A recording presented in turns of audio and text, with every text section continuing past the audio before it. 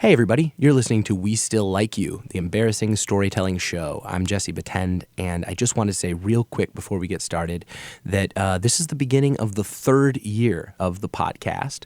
So we're doing something a little different. I hope you enjoy it. And if you have listened to the podcast, come out to a live show, told a story, recommended it to a friend, given us feedback, even if it was that you just didn't like it, thank you, thank you, thank you, thank you. This is the most fun thing that I do, and it's a pleasure to do it, so I really appreciate it. All right, here's the show. From the New York Times, I'm Jesse Vititoe, and this is We Still Like You. Today, we call up Chris Vititoe, one of the two co-producers of the Louisville branch of We Still Like You, to find out what's been going on over the past year. Later, we'll have stories from Xtina Cro and King. It's March 8th, 2018.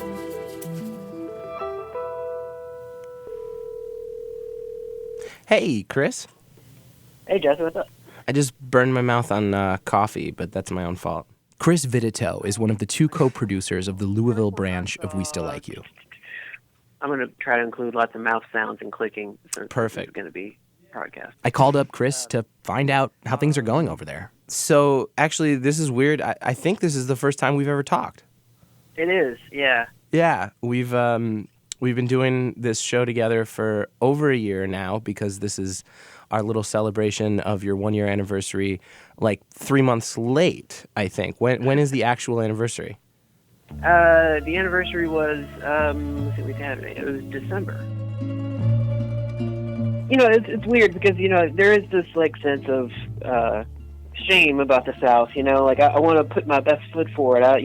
Mainly when Louisville is represented, it's not super flattering, and it's not super wrong. We're the South, but we live in a nice little, cool little city here, and and I end up sending you guys stories about hillbilly wizards and running away from ghosts, and it's like, oh man, mate, sorry, Louisville, but that's the spirit of the show. Is that, the best foot forward is not the foot for We Still Like You. I feel kind of bad sometimes. Like, I feel like I'm this miner of a certain mineral that everybody has and they don't want to let go of. I'm like, I know you got it. I know you got that little gold chain nugget. And I'm just trying to drag it out of everybody. And I'm like, you'll like it. You'll like it. It'll feel good. Come on, get it.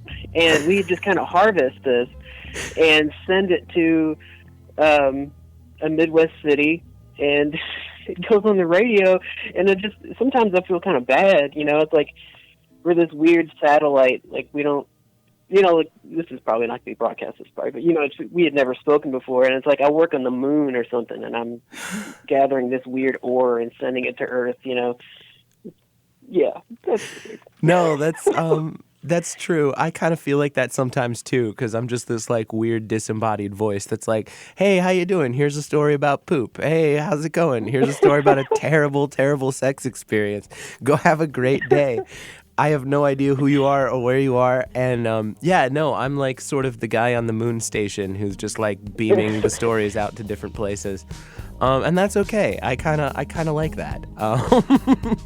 Yeah. But I know what you mean. I guess for me, what I hope is that, and I hope that this just comes through in the experience of seeing the live show and hopefully listening to the podcast, is that I don't think this is really about laughing at people's mistakes necessarily. It's really, if it really was, fun. I wouldn't be doing that. Yeah, no, I mean, I hear you. Like, it's just an acknowledgement of the fact that we're all kind of, I don't know. I guess I just hope that the feeling is one of like celebration more than anything else. Yes, I call it a celebration of human imperfection. It's just kind of, it's not even a celebration sometimes. It's just, like you said, an acknowledgement What is that feeling of going up and telling a We Still Like You story? What does it feel like? Yeah, it's very uncomfortable. I mean, like when I have a story that I'm really, that's appropriate for the show, I know it's appropriate because I'm dreading it all day. Really? And, it feels good overall, though. I mean, like, because my wife asked me, like, do you like doing this? Because she sees how miserable I am at home the day before. I'm like, like, why do you do this to yourself? And it feels very cathartic. And it's not just because they're saying the phrase that we tell them to say, we still like you. It's just because that they're listening. It's so rare to be heard, I guess, and sit there and take your time and tell a story. There's just, maybe it's because I hang out with comics, but everybody's just talking over each other and everybody's waiting for their turn to talk. And to stretch out and tell a long story that's upsetting and have people listening to you and be engaged in it is a really good feeling. And I see the catharsis on the faces of the people that tell stories down there. I see the dread, I see the misery, and then generally they look relieved after it to get it off their chest. So I'm curious how you guys chose the story. So I asked you guys to give me a selection of some of your favorite stories that have been told at We Still Like You.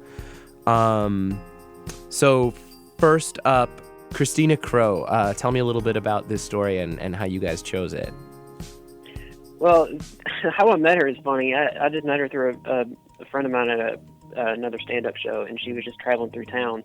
And I had a conversation outside with her about doppelgangers. She said that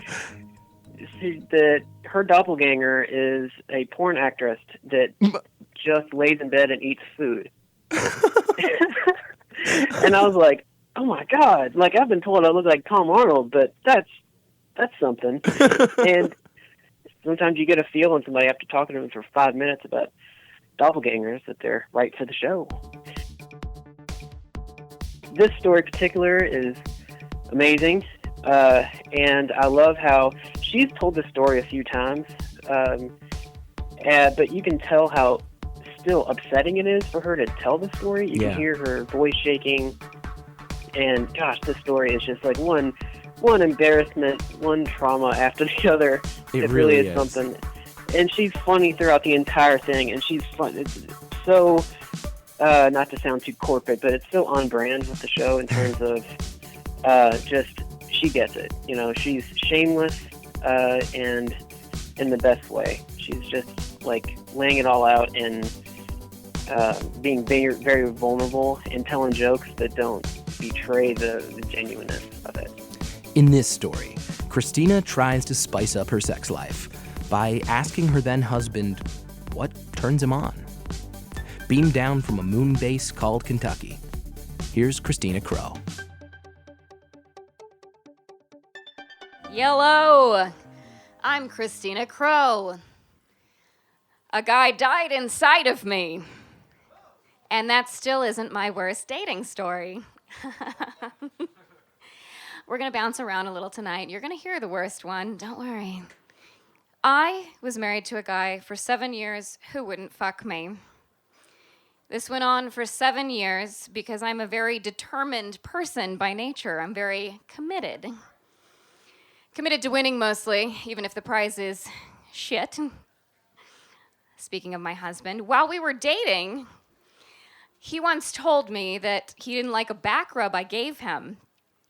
So I broke up with him and I enrolled at the Oregon School of Massage, and I stayed for almost a half semester until one of the instructors said, unprompted, that I did an excellent job. And that just goes to show you how committed I am to self-improvement, or crave validation to an alarmingly unhealthy degree, depending on how you look at it. Any way you slice it, though, I am very determined, which is why, after the 3rd year of sexual drought with my husband, I decided to call in reinforcements. I went to talk to my girlfriends about what they thought I should do to spice up my love life, and they were like, oh, girl, we've all been there. We've all been married 10 plus years. He probably just has a kink you haven't figured out yet, you know? Don't worry, they told me. It's probably just threesomes and butt stuff, they told me. You just have to get the balls to ask him, they told me. So I decided to do the unthinkable. I decided to talk to my spouse directly about our issues. And I also decide to get geared up for my 1 millionth attempt at fucking my own husband by getting my first bikini wax. Because you want to look nice the first time you ask your husband if he's looking to get pegged. Am I right? We've all been there. Come on. So I go to get a bikini wax from this woman who is like an ancient character from The Ring or something, and she ushers me into the room. Right this way. And I follow this chick as she's creepily horror movie walking backwards crab walk into this dark hole. And I get in there and she says, "Drop your pants." And I'd been dying for somebody to ask me this, so the pants come right off. And immediately she says, "Oh my God." And I'm like, "What?" She says, "You're so hairy." And I'm like, "I know, that's why I'm here." She says, "But your vagina's so fat." This is not something I knew I had to be insecure about. This is weird. She then tries to convince me that her old crypt keeper hands are so tiny and delicate that she's going to need my assistance in holding back my own flesh so that she can wax me proper. So there I am, in a dark room with the mummy, naked from the waist down, while she's pouring and slowly ripping off hot wax. And I'm like, "Nope, can't do it, gotta get out of here, hurts too bad, this is humiliating." And she pushes me back down on the table, looks me in the eyes with her hollowed out spaces where hers used to be, and says, "No, now your vagina lopsided, your husband never touch you again." And I hadn't even told her about my sexual deprivation yet. It's really weird. So I just lie back in shock and stare at the ceiling, just waiting for it all to be over, like I apparently deal with so many varied situations in my life. And when it was all over, I go to talk to management, and I'm like, I think I just got vagina shamed back there. And they were like, "No, we think it's just a language barrier." And I was like, "Yeah, okay. Does fat vagina mean something different in her language? Is it like aloha, like it has many meanings, like hello, goodbye, your vagina is perfectly proportionate?" And they're like, "Okay, good point." So they give me a $100 gift certificate and a square footage discount on my future waxes.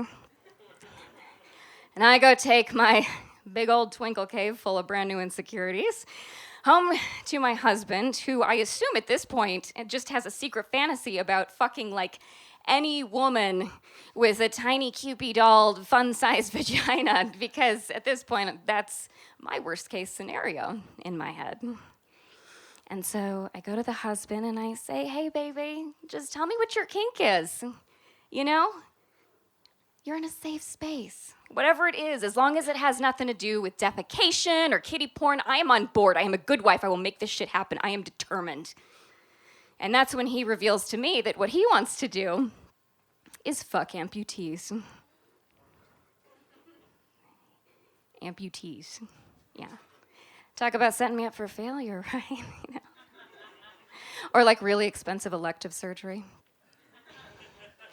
For years, I had thought there was something missing in our relationship, but it turns out not enough was missing. No. But I do what any good wife would do at this point, I assume. I rented Boxing Helena, for research. Got some film buffs in here, that's nice. I got a green screen so I could start making some sexy videos, with Lieutenant Dan from Forrest Gump as my inspiration. And I started taking yoga twice a day so I could be flexible enough to tie back my legs so that he could make love to my cosplay stump. Yeah. So at least my knee was getting some action. That was nice. I go to see my girlfriend, And they're like, did you find out what his kink is? And I was like, yeah, just threesomes and butt stuff, nothing weird, nothing creepy. And they're like, well, you look amazing. And I'm like, yeah, I've been taking a lot of yoga. And the way that story ends is that my husband ended up cheating on me with a woman with a mustache. So A, not into hair removal, this guy, waxing for nothing. And B, the worst part about this mustachioed mistress is that this bitch had both her legs. Yeah.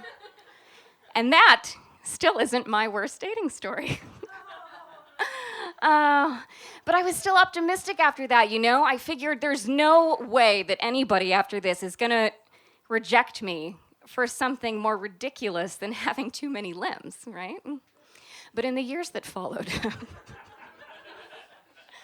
one guy dumped me because he said I had too many facial expressions, Whatever that means. I get a lot of Botox now. Another guy kicked me to the curb because he said he really cared about me. He's more passionate about me than anybody's ever met, but he just has like this kink for a little bit of a fetish for Asian women, and he feared that I might never be Asian enough for him. Like Asians on some kind of a spectrum or something, I don't think he knows what Asian meant, but I told him, hey, you're probably right. I will probably never be more Asian than I am at this moment. So, amicable split. And then there was the guy that parted ways with me because he thought I had insinuated that the dog from Family Guy was funnier than him. As if there was a possibility that I could leave him for a cartoon dog, which is insane, right? Like Brian would ever go for me. And that brings me to the guy that died inside of me.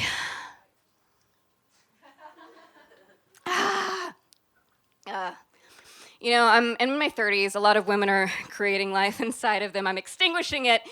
I was really more of a miscommunication, though. I thought he kept saying, I'm hard, and it turns out he was saying, my heart.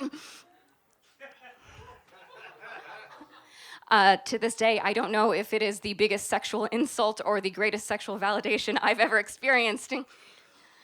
I'd ask him, but, But still, I remain determined to find a man who wouldn't judge me because of my lack of Asian or my abundance of facial expressions and limbs. But I was very paranoid, so it was hard for me to date. I would get paranoid about even magical, unreal scenarios, like I'm talking to my girlfriends, and they ask me what I would do if a genie granted me a wish, and I'm like, oh no, you gotta be careful of those genies. No, they will fuck your shit up, they will twist your fucking words, you have to choose your words carefully. You ask to be rich, and they turn you into a fucking cheesecake or something, At that point, I just decide to cool it on the dating. I decide to take a step back, keep things casual, focus on my career. So I'm touring around, and I'm in a city I've never been to before, and I meet this guy.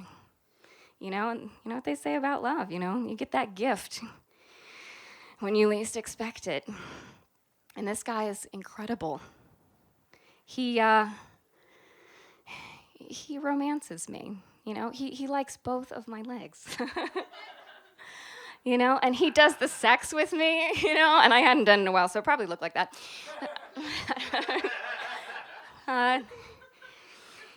He knew all the moves my ex-husband didn't know, like penis and vagina. All the stuff. And one day, he says he wants to grant me all my wishes in life, this genie, as I'm stroking his big lamp. And he says to me, he looks me right in the old soul windows, He says, Christina, I would do anything for those big, beautiful blue eyes. What do you want from me? And I am determined not to lose this guy. So I say, everything. But I didn't choose my words carefully with this genie. And that, romantic dalliance, is my worst dating story. Because that is the story of how I got herpes. I'm Xtina Cro, wishing a fat vagina to you all. Aloha.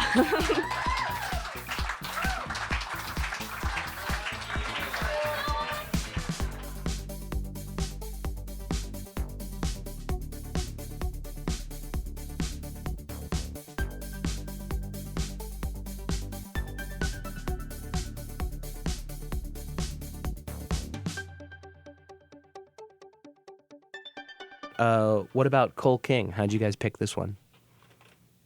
Let's see. So, which parts of the story are you using? So I haven't like completely decided. I was kind of thinking of going with the whole thing. I mean, I know that, I don't know, what are your feelings on that? I'm actually really curious to hear. Well, that story, is, it makes me uncomfortable, but like in the way that the show was supposed to make you uncomfortable. Right. And he was a kid who was experimenting and just with his sexuality and with what made him feel good. And it's just like to admit that and to talk about that kind of thing,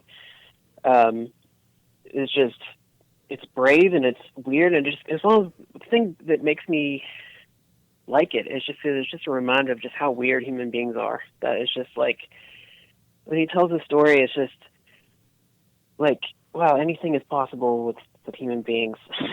Yeah. Like you don't really care about taboos when you're 8. You're just kind of just testing boundaries and figuring stuff out. And yeah. I think with this one, again, if we're asking ourselves why we wouldn't broadcast this story, it's because we're ashamed of validating it in some way. And I think that runs the risk of doing the opposite, of being like, oh, we're not going to broadcast this story because you should be ashamed of it. Yeah. So for that reason alone, I feel like this is one that we should put out there. I like I like the decision to put it out, and and I wouldn't, if I knew what his story was about, I wouldn't come up and introduce him and say, just hey, this is about this, so you might get hurt. It's like I like hearing it come out the way he wants it to come out. Yeah. I don't like to warn people, as it completely takes the steam out of how he puts it and his whole persona, and it's complicated, but humans are complicated, so it's a cool story. Yeah. So, with no warning as your warning, here's Cole King. Thank you so much. I appreciate that. I have experienced a lot of sex-related shame in my lifetime. As a kid, probably 8 years old, at family reunions and holidays, I would make my cousins touch penises with me. And that's where we're gonna start. I wouldn't make them. I would ask politely. I'm not a monster. And I should have taken that as a hint, maybe like nobody else is interested. But also they always said yes. So they always said yes. So I'm not gonna not ask. Maybe they're shy about it, and I'm providing a valuable opportunity. That's how I looked at it at age 8. And by touch penises, we didn't jerk each other off. We would literally, I'm not asking you to picture child incest, but we would take our I'm literally asking you to picture child incest. We would literally take our penises and flaccid and just rub them. We were never hard, by the way. I don't know if we were too young or if we were just disappointed in each other's performances. But it looked like two slugs wrestling, and that's what it was. And I felt shame. I did. I felt real shame because I was raised Christian. I went to private Christian school. I went to church 3 times a week. But I don't even think that was the source of why I felt bad. It's not like if I had atheist parents, they'd be down with, hey, Cole, honey, you're 8 now. It's time to explore your sexuality. Yeah, cousins are fair game. Fine, go ahead. I don't think it was that. I think it was that I instinctively knew that I was too young to be doing anything like this. And no matter who found out, they might judge me, they might not, but everybody would put a stop to it. So my mother and I would pray at night to go to sleep. We did. We said, now I lay me down to sleep. I pray the Lord my soul to keep. If I should die before I wake, I pray the Lord my soul to take. God bless. And then we would name all of our relatives. God bless. And when we would get to my cousin's name, like my 8-year-old brain would be like, I could totally go for a penis touch right now. I could totally feel a penis touch. While I'm talking to God, I'm 8, and I totally believe that he hears what I'm thinking in my brain. And that will fuck a kid up. I felt terrible. But I'm not gonna not ask. Thankfully, my cousins grew out of it. I remember one Thanksgiving I was hanging out with my cousin Ron. We weren't hanging out, we were in bed. And if my parents had known any of this, that wouldn't have been allowed. But we were in bed, and I was like, do you want to touch penises? And the look on... That's how I asked. Would you like to touch penises with me? And the look on his face was just like, oh, God. I thought last year was the last year. Again. That was the look on his face, but then he unzipped his pants. And he said, this is the last time. And then mashed his penis into my penis. And he wasn't bluffing. That was the last time. That was the last time. So I took the business outside the family. And I had this neighbor, Bobby, who I really liked because he didn't judge me for being a bedwetter. Also, I was a bedwetter. I wet the bed until 7th grade, which is embarrassingly late. That's a long... We tried everything, my family did. No water or milk after 6 p.m. My mom would make me eat dinner with no... And I don't blame her. I mean, she had 4 kids. She has enough laundry. She didn't need to deal with my bullshit pee sheets every morning. Like, I get it. But even that didn't work, and I remember my dad driving me to get a piece of equipment. A diaper that you wear that has electrical pads on it. And when they detect moisture, they shock the wearer awake. And I'm like 85% sure it was illegal. We had to drive to Indiana, already sketchy. We had to cross state lines to go to, I swear to God, to go to like a guy's house. It was just a house, and my dad went in and came. I don't know if the guy was like a black market electronic diaper dealer, or if he just had like a cheap used one, but that shit worked. It took like 2 nights. I learned to hold it the way a dog learns to stay in the yard. Anyways, Bobby didn't judge me for that. That's why I liked Bobby. So when you like somebody, you invent sex games with them, right? So we had our own fun game. We called it Dr. Butthole. And Dr. Butthole is a character. One of us would be Dr. Butthole. He's a doctor that specializes in butthole-related issues and ailments. And we would never diagnose anything or like treat it. Really, We should have called it Inspector Butthole, because that's more what the game was about. It's like, yeah, it's the same. It looks the same. So anyways, one night me and Bobby were mashing our penises together, and I came in his bed.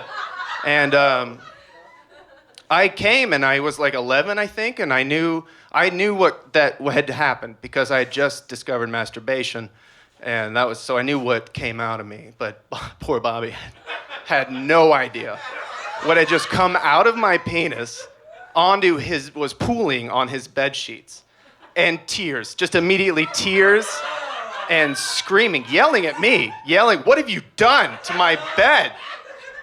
And I'm panicking because his parents are gonna come in and they're gonna tell my parents, and I'm gonna end up in military Christian school in Appalachia, and I'm not okay with that.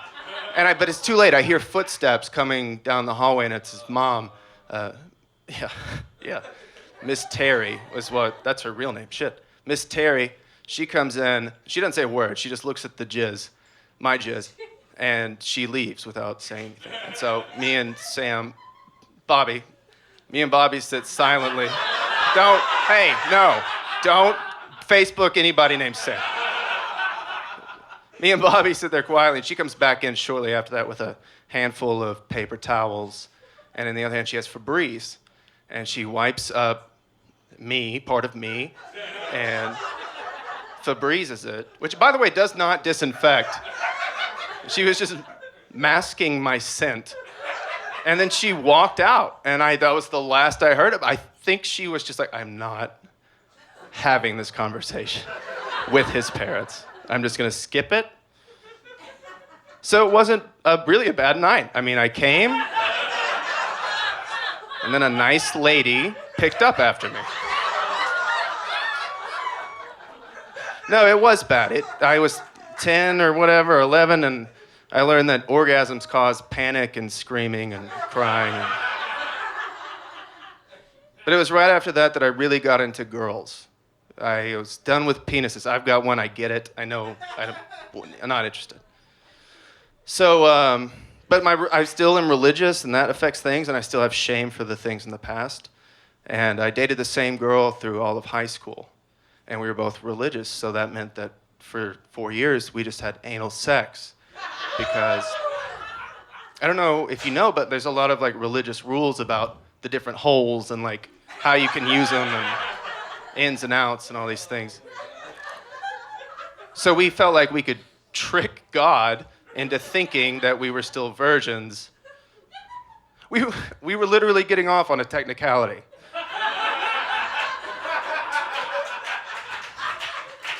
Or I was. I don't want to speak for her. I was, though. We kept Febreze in the car because we didn't want someone to get in and smell our sins. I just realized how Febreze is related to most of my sexual shame. That's weird. All right, so everything I've told you is stuff that I felt shame about at the time. I don't anymore. When I was a kid, kids are idiots and they're curious, and it's more common than you think, that kind of stuff. And my girlfriend and I in high school were just dummies being dummies, so I'm okay with that stuff. But there is one story that I really am ashamed of, and I still am. And if you guys can say "we still like you" after you hear this, you're a better person than me, because I haven't liked me since this happened. In 8th grade, I got my first real girlfriend. We dated for like a month and a half. It wasn't serious, even by 8th grade standards.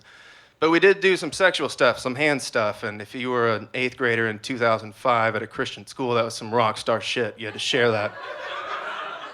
So after we broke up, I was hanging out with a couple of friends of mine, and told them, yeah, she gave me a hand job. Yeah, I fingered her. And they're like, what was it like fingering her? And I said, it felt like she was smuggling Chewbacca in her underpants. Which I don't know. Well, yeah, I don't know if you know, but that is a Larry the Cable Guy joke. Yeah, I liked Larry the Cable Guy at the time. And so I said that, and first of all, it's not even true. We were like 13. Like, there had not enough time had gone by since we had sprouted our first pubes to grow a full bush. But I said it to be funny. They thought it was funny. Whatever. The next day at school, I show up, and this guy I barely know says, hey, man, heard about the Chewbacca thing. Tries to fist bump me. And I'm immediately like, fuck. They told people. I told them not to. They told people. And I have to stop. I'm running around begging people. Like, a bunch of guys are laughing at me. Please stop. She's going to hear about this. Please stop. It doesn't stop. It's too late. I see her friends in the hallway. They're glaring at me. The guys are laughing. I feel evil. Like, really. And I tell myself it wasn't my intention for this to happen. But I'm the cause of it. I did it. And it's causing somebody real pain. And I remember it got bad. She would be in class, like a full regular class, and somebody in the hallway would come by and they'd open the door and just go, which seems funny, but it's not funny. It was not funny.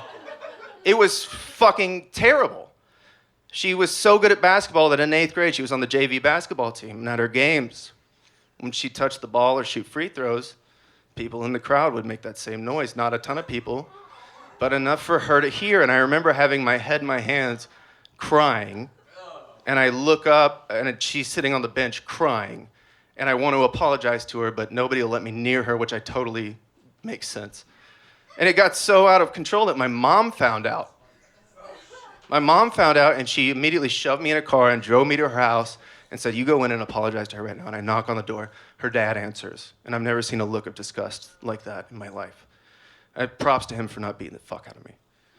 And he just says, she doesn't want to talk to you. So I leave, and that's kind of it. I mean, kids moved on. She never forgave me. We never talked. Every time we'd see each other, I would know that I was reminding her of that terrible, embarrassing, at that age too, it's even worse, that I caused. And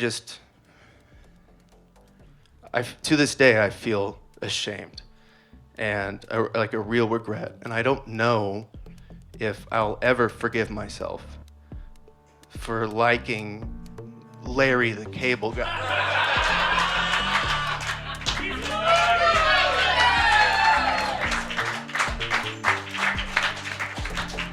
Cole King, ladies and gentlemen. I am way too drunk for that ending. You son of a bitch. You had me feeling bad for you for 5 fucking seconds, you son of a bitch. Leaning against the wall all cool as shit. Making me think you were somebody, and then you had to bring it back around, you son of a bitch. I'm gonna do my very best. Everybody else, can you help me out? Can we get a We Still Like You one more time? You son of a bitch. Oh, Cole King.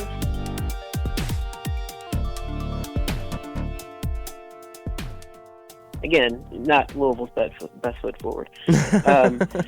We've had so many cousin stories. Don't even worry. Chicago's not that far from Louisville.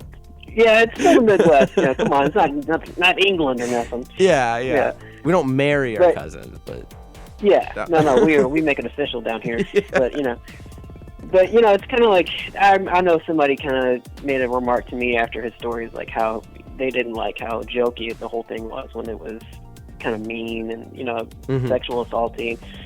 I'm like, I get that. That's the risk I take. It's not, life is dirty and weird and. It's messy, complicated. Where his story ends, I think says a lot about just how awkward like that juvenile period can be. And if anything, Cole is super lucky because there's this parallel there where he is having like that experience with his neighbor friend next door. And the mom comes in and just decides to never bring it up again. Mm-hmm. And so in some ways, he kind of narrowly avoided having the same exact shame that he kind of heaped on this teen girl, his first girlfriend in high school. True. So I think there's something really fascinating about that idea that, like, he probably knew exactly what she was going through and had a really good sense of what he did, which I think is why it's so shameful for him. That's true, and I hadn't really connected how that went together in the story. It's almost like him telling the story is, not to make it too serious, but it's almost like it's him apologizing for them in a roundabout way. Yeah, yeah.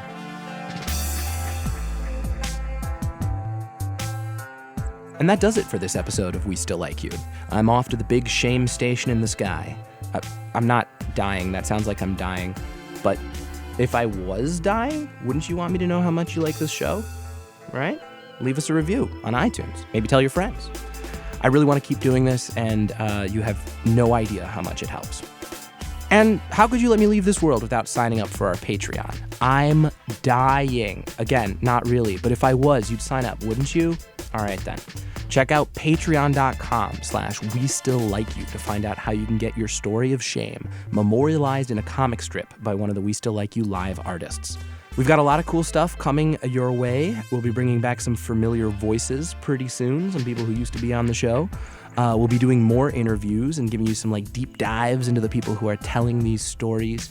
And of course, we've got a whole new year's worth of shame coming your way. In the meantime, I'm your captain, Jesse Vititoe&nbsp, and thank you for listening.